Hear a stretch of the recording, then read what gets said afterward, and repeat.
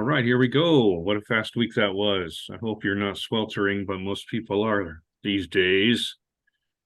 Well, there's always time to find music indoors, right? This is episode 246. And leading off today will be Murray Thomas. Fred is on vacation. Okay. Well, I'm actually kind of surprised I haven't talked about this guy before because he's a very interesting guy. You may have heard of him. His name's John Sinclair. John Sinclair's story starts in Detroit, Ann Arbor area around 1968 with this album, MC5, Kick Out the Jams. He was MC5's manager. And they shared certain revolutionary attitudes. They had formed the White Panther Party to partner with the Black Panthers. Their slogan was something like "Revolution, Drugs, and Fucking in the Street." The MC5 were pretty revolutionary as a band. I mean, they're considered proto-punk, but they were much more experimental than that. I mean, this album, this is their debut, and they cover a Sun Ra song, which is really out there. So, and another thing about John Sinclair is that he was a drug dealer. He financed the MC5 by selling pot. He got busted. He got busted for 5 joints. The feds threw him in prison for 5 years. Oh, wow. But certain people, such as John Lennon, right, came to his appeal and put a song about him on this album sometime in New York and headlined a benefit for him in Ann Arbor, I believe. And they actually managed to get him out of prison. Okay. And then so this is like the early 70s. Some 20 years later, he reinvented himself as a blues historian. And he put out a series of spoken word albums. Here we have some of them. Fattening Frogs for Snakes.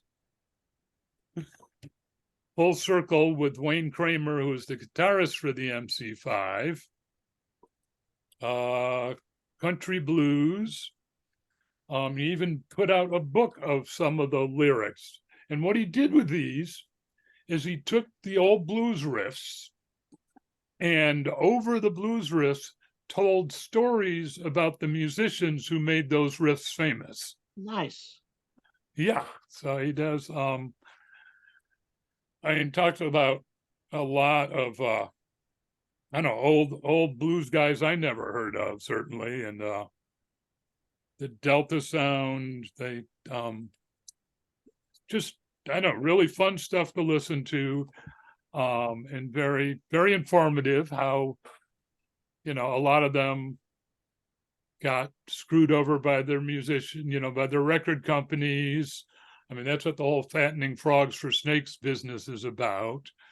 There's several stories about people coming together to actually make gravestones for some of these people who had died 20 years earlier, and people barely even knew where they were buried. And then other stories. I mean, he tells one very funny story about Allen Ginsberg giving Thelonious Monk LSD. Whoa. Thelonious Monk's response is, "It don't seem to be making much of a difference to me." I actually interviewed him for Next Magazine in '98. Very interesting interview. And I asked him, well, when are you going to tell the stories about Detroit in the 60s and all those stories that you actually lived through? He's like, no, I don't want to talk about those. Someone else can tell those stories. I want to talk about the old blues guys.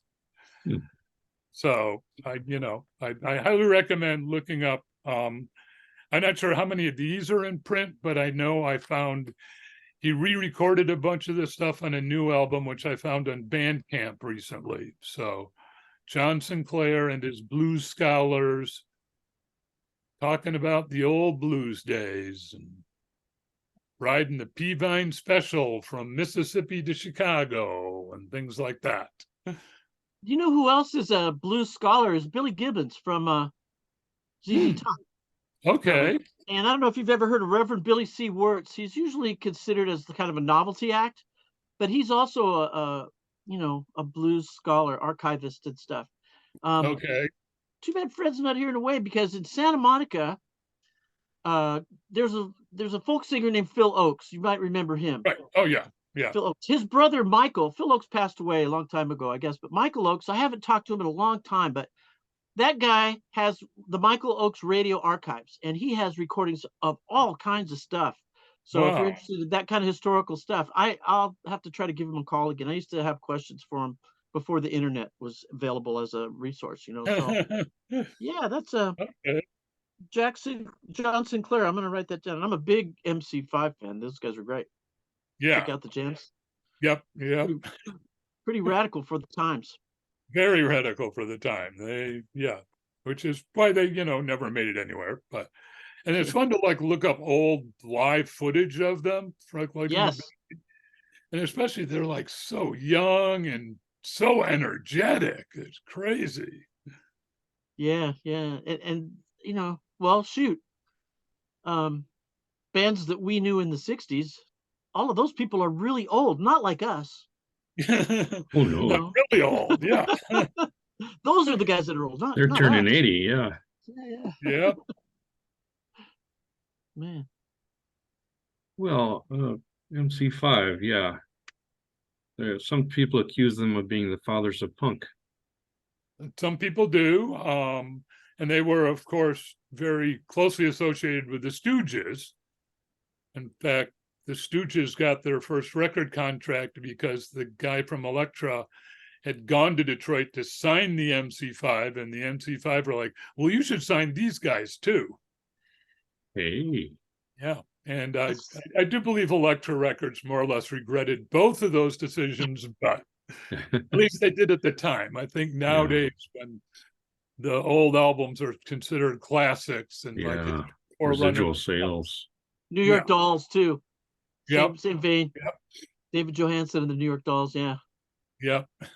Fun You wouldn't stuff. have any of those three if it weren't for the Velvet Underground. Yep. That's true. That's true. Great band. Yep. Great band. And there you have it, from Foreheads to you, bouncing off John Sinclair 3.5 now. We'll see. into MC5, Stooges, and Velvet Underground territory. Then that's a lot to cover. So, Yep. take your time. We got a whole week till we come up with more stuff. But that I've always was, wanted to go to New York, actually. One of the reasons why is because of bands like the Velvets, Talking Heads, Yeah. Television, Blondie, all those guys. And oh New York, yeah, pieces of my childhood in New York, too. I'm pretty sure that's where Sesame Street was first filmed, was New York. Yeah. And If you go to New York City, make sure you go with somebody who knows their way around, Yeah. probably Dad. Yeah.